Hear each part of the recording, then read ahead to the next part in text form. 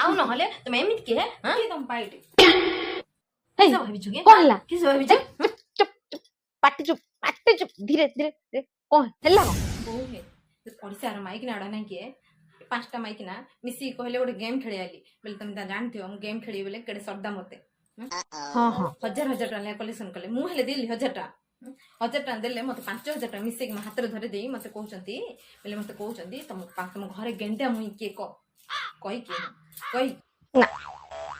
ଆଉ 5000 ଟଙ୍କା ମୁଁ ଫୋପାଡ଼ି ଦେଲି ହେଲେ କହିଲିନି ହେ ତମ ନାଁ କହିଲିନି ମୁଁ ଫୋପାଡ଼ି ଦେଲି ହେ ତାଙ୍କ ମୁହଁକୁ ତମ ନାଁ କହିନି ତୁ ଖାଇବୁନି ତୁ ଯା କୋଉ ବେଳରେ ତତେ ତ ମୁଁ ଜନ୍ମ କରିଥିଲା କହିନି